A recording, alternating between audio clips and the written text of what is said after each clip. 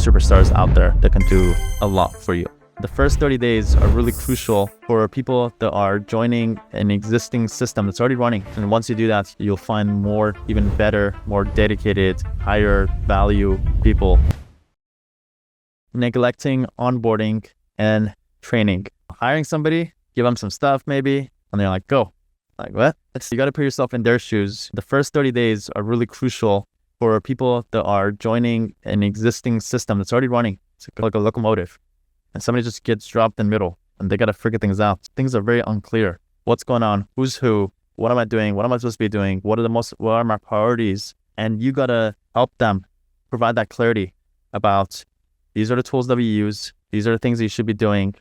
Should be your first 30, 60, 90-day priorities should be. And these are the people that you're probably going to be working with. You need to provide that to them in a written format, explain to them even better, and then also pair them up ideally with somebody in your team who can get them up to speed and somebody that they could tap into throughout the day for them to get them up to speed so they could pick things up quickly and have clarity about what their main priorities are. I think this is the biggest failure of law firm owners in the hiring process. I really do. And it borders, in my opinion, on professional, what's the word I'm looking for, just being irresponsible. Because you can't expect success by just hiring somebody and plopping them down and say, okay, have at it. I'll see you in 90 days for your evaluation. Okay, you owe it to that person to have a proper onboarding scheme and the necessary training to give them the best opportunity to exceed. Having done that, if they don't, well, then you've got your answer. But it's almost guaranteed failure if you have neglected the onboarding process or the training process. If you don't have a library of videos that show exactly what you want that person to be doing and how they do their job, if you don't have standard operating procedures, if you don't have a job guides to define what the individual's responsibilities are, if you don't have that, you are guaranteeing failure. And it's just, there's no way around it. Yep. Number 7 is not considering remote candidates. Kind of limiting yourself to just people that you hire in-house. That unfortunately limits you. And over time, the market will become more and more competitive and more saturated, where your talent that lives within a 10 to 15 mile radius of your office will be more and more limited.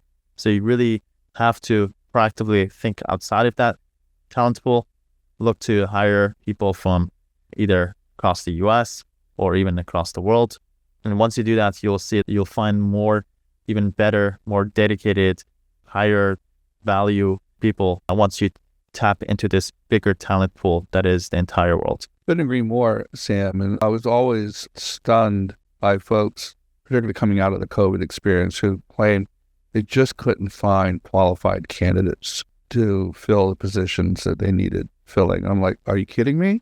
You're just not thinking globally enough, because there's qualified candidates everywhere. You just have to be open to the idea of looking beyond 15 miles geographically from your office. Just not even practical anymore. You really need to tap into that talent pool that, as you said, is located throughout the country and around the world. And there's always limiting beliefs about this. Some people are like, well, there's language barriers, there's accents, how do you trust them, all this stuff. One story that... They're actually working. Yeah, make sure that they're working. Stunned me. One example that I have is for one of my law firms. At the time, we were struggling to find a director who can come and manage it in-house, somebody like could come to our office. So we had no choice but to have one of our VAs manage it. And at the time, he didn't know it, but it was like a $10 million law firm managed by a VA from overseas. Yeah. And he had, I think at the time, it was like 60, 70 people under him with 30, 40 intakers. And that opened my eyes that no, virtual assistants can be really effective and valuable. It does take some time to find the right people, but there are stellar superstars out there that can do a lot for you. Yeah, if you need somebody like a fractional CFO to help give you that 40,000 foot perspective on your finances, that person can be remote. You're going to find lots of candidates that fill that role. And just one example, you're talking about a director who could manage the firm. I'm talking about a CFO who can provide you insight into your finances.